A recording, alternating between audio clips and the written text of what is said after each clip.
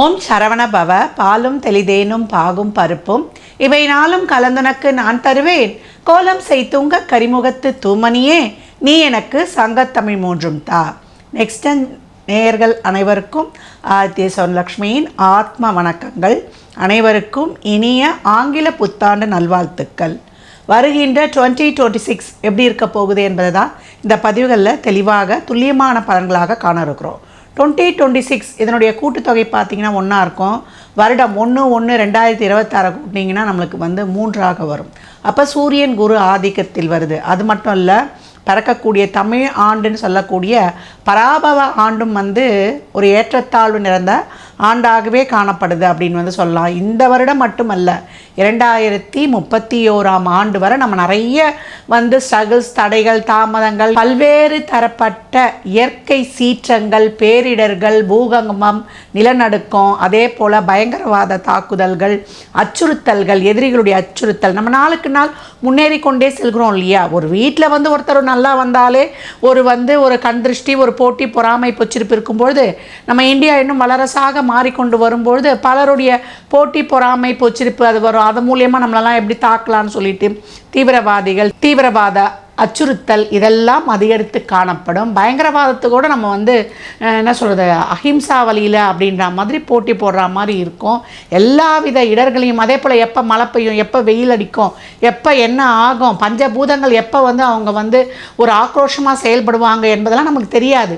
அதனால தான் நம்ம இறை வழிபாடுகள்லாம் நிறைய சொல்லிக்கிட்டு வரோம். நம்ம பரணி தீபம் ஏற்றுறதோட தாத்பரியம்லாம் அப்படி அதன் அடிப்படையில் தான்ன்றதை நம்ம அந்த பதிவுகளெல்லாம் பார்த்துருக்குறோம். அதை இங்கே நினைவூட்டுறேன். இந்த 26 பார்த்திங்கன்னா நிறைய நோய் தாக்கங்கள். ஏன்னா உங்களுக்கு சனியானவர் நம்மளுக்கு பிரளய ராசின்னு சொல்லக்கூடிய மீனத்தில் இருக்கிறார். குரு இப்போ காற்று ராசியான மிதுனத்தில் இருக்கிறவர். அடுத்து நமக்கு அவரும் பிரளய ராசிக்கு ஜூன் 2க்கு அப்புறம் பயிற்சி ஆகி வருவார். ஏற்கனவே ராகு நம்மளுக்கு கும்பத்திலும் சூறாவளி காற்றுன்னு சொல்லக்கூடிய அந்த இடத்துல ரொம்ப ஒரு கம்ஃபர்டபுளாக உட்கார்ந்து அவருடைய சேஷ்டைகளை செய்ய காத்து கொண்டு இருக்கிறார். கேது இங்கே சிம்மத்தில் அமர்ந்திருக்கிறார். இவங்க 2 பேரும் இந்த மாதிரி அமர்ந்திருக்கும் பொழுது கேந்திரத்தில் சூரியன் வரும்பொழுது நம்முடைய அரசியல் அரசாங்கத்திலாம் மிகப்பெரிய மாற்றங்கள், ஏற்றங்கள், ஒரு அதிரடி திருப்பங்கள்லாம் ஏற்படும். நம்ம நாட்டில் மட்டும் இல்லை, உலகளாவிய அளவில் பெரிய அரசியல் மாற்றங்கள் இதெல்லாமே நிறைய ஏற்படும். ஏற்கனவே அமெரிக்காவுடைய அதிபர் நம்ம ட்ரம்ப் என்ன போடுறாருன்னு நமக்கு எல்லாருமே தெரியும். அது மட்டும் இல்லை, நம்ம தமிழ்நாட்டில் குறிப்பாக இந்தியாவில் இன்னும் பரபரப்பாக இருக்கும். தமிழ்நாட்டில் பரபரப்புன்னு சொல்லலாம். ஏன்னா எலெக்ஷன் டைம் வேறு. அதனால் பழமை வாய்ந்த கட்சிகள்லாம் கொஞ்சம் பலம் குறையிறது, ஒரு புதிய கட்சிகள்லாம் பலம் பெருகுவது, அதே போல் அரசியல்வாதிகள் ஆன்மீகவாதிகளுக்கிடையே ஒரு காரசாரமான ஒரு வாக்குவாதங்கள், அதே மாதிரி நல்ல செலிப்ரிட்டி இருக்கிறாங்க இல்லையா, புகழ்பெற்றவர்கள், அவர்களுடைய உடல் ஆரோக்கியத்தை பார்த்து கொள்ளணும். அதே மாதிரி அவங்களுடைய சொந்த வாழ்க்கை அவங்களுடைய பேருக்கு ஒரு களங்கம் ஏற்படுற வகையில் எல்லா விஷயங்களுமே அவங்க பர்சனலி, வெளி வாழ்க்கை, குடும்ப வாழ்க்கை, எல்லா விஷயங்களையுமே இந்த உயர் பொசிஷனில் இருக்கிறவங்க அவங்க ஊடகத்துறை, கலைத்துறை, ஆன்மீகத்துறை, அரசியல்வாதிங்க, இங்கே மட்டும் இல்லை, நான் உலகளாவிய அளவில் இருக்கக்கூடிய அனைவருமே கொஞ்சம் கேர்ஃபுல்லாக இருக்கக்கூடிய சூழல் அப்படின்னு சொல்லியாச்சு. கோயில்களை ரொம்ப பராமரிக்கணும். கோயில்களில் உழவார பணிகளை மேற்கொள்ளணும்.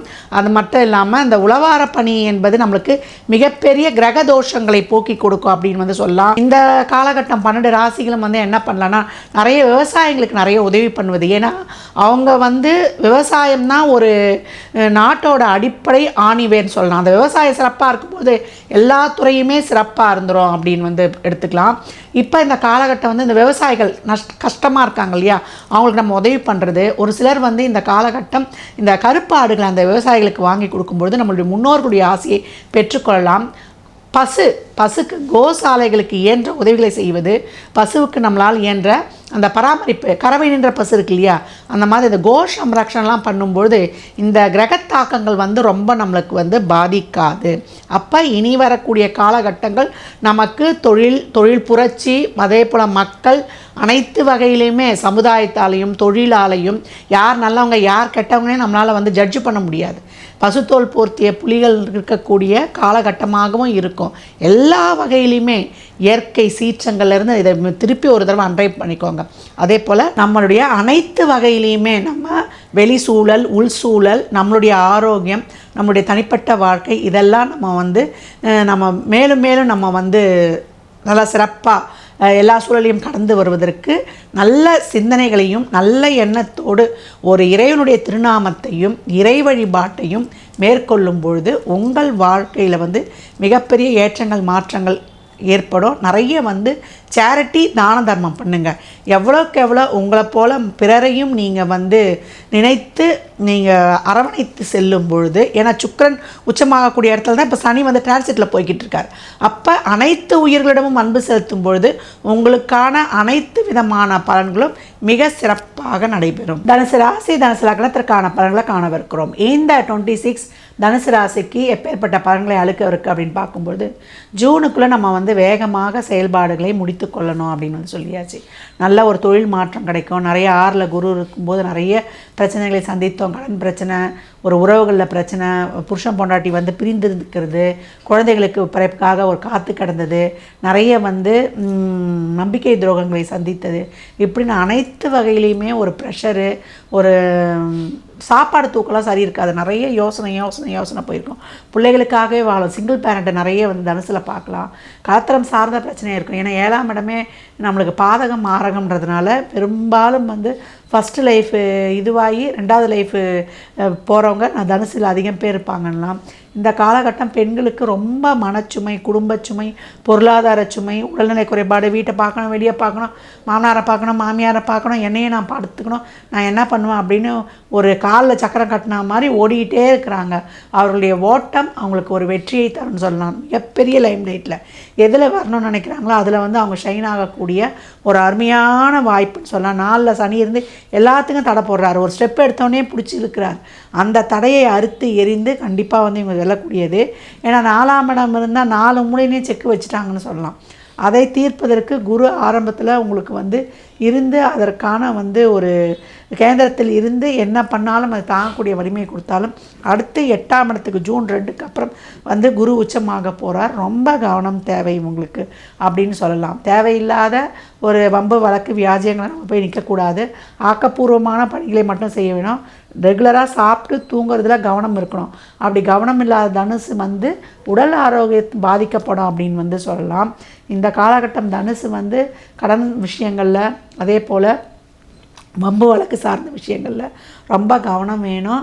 இதே நீங்கள் ஒரு வேறு லக்னங்களில் பிறந்திருந்தீங்கன்னா கொஞ்சம் ஈஸியாக டேக்கிள் பண்ணிட்டு போயிடலாம். இப்போ தனுசு ராசி தனுசு லக்னன்றவங்களாம் கொஞ்சம் கூடுதல் கவனமாக இந்த ஜூன் 2க்கு அப்புறம் இருந்து கொள்வது ரொம்ப சிறப்பு. ஆஸ் யூஷுவலாக இது வரைக்கும் ஒரு வேலைலாம் அமைஞ்சிருச்சு, ஒரு நல்ல நார்மல் லைஃப் லீட் பண்ணிகிட்டு இருக்கிறேன், ஓரளவுக்கு போதும், ஒரு மணி ரொட்டேஷன்லாம் நல்லா இருக்குன்னா அப்படியே கடந்து வந்துடுங்க. ஆஃப்டர் ஜூனுக்கு அப்புறம் ரொட்டீன் லைஃப்பை பார்த்துட்டு கோயில்களில் உழவார பணி செய்வது உங்களுக்கு அனைத்து விதமான கிரகதோஷையும் போக்கும். எப்போ தனுசு வியாழந்தோறும் ஒரு பழமையான சிவாலயங்களில் சென்று வழிபடுவது ரொம்ப சிறப்பு தரும். மாசில் வீணையும் மாலை மதியமும் வீசு தென்றலும் வீங்கில வேணிலும் மூசு வண்டரை பொய்கையும் போன்றதே ஈசன் எந்தை இணையடி நிலவே அப்படின்ற இந்த 4 வரியை பாடி சிவ வழிபாடு செய்யும் பொழுது, எப்பவும் பௌர்ணமி தோறும் சிவ வழிபாடு, தேய்பிறை வளர்பிறை பிரதோஷங்களில் சென்று வழிபடும் பொழுது, தேய்பிறை பிரதோஷம் உங்களுக்கு அனைத்து விதமான கடன் பிரச்சனை, நோய், எதிரி தொல்லை, வம்பு வழக்கு, அடுத்தனுடைய கண் திருஷ்டி எல்லாத்தையும் போக்கிடும். வளர்பிறை பிரதோஷம் உங்களுக்கு நல்ல திருமணம், குழந்தை பாக்கியம், கல்வி, பொருளாதாரம், நல்ல செல்வ செழிப்பு இதையெல்லாம் கொடுக்கும். பிரதோஷத்தில் விபூதி, சந்தனம், பன்னீர், நம்மளுக்கு கரும்புச்சாறு, வில்வம் வாங்கி கொடுக்கும்பொழுது உங்களுக்கு மிகப்பெரிய ஏற்றங்களை காணலாம். ஒன்றுமே இல்லைனா கூட ஒரு பால் வாங்கி கொடுத்தா கூட உங்களுக்கு சிவன் மனதார உங்களுடைய அனைத்து விதமான தோஷங்களையும் நீக்கிடுவார். தனுசு ராசிக்கு இந்த வருடம் முற்பகுதியில் அனைத்து வேலைகளையும் முடித்து கொள்ள வேண்டியது, பிற்பகுதியில் அப்படியே சைலண்ட்டாக அமைதியாக அப்படியே அட்டகாசமாக கடந்து வந்துடலாம். ஏன்னா குருவுடைய வீடு இல்லவா, எந்த ஒரு சூழலையும் நல்லா சூப்பராக ஹேண்டில் பண்ணிட்டு வந்துடுவீங்க.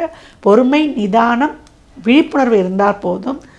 தனுசு சூப்பராக தடம் பதிக்கும். தனுசு ராசி லக்னத்திற்கு நல்வாழ்த்துக்களை தெரிவித்துக் கொள்கிறேன்.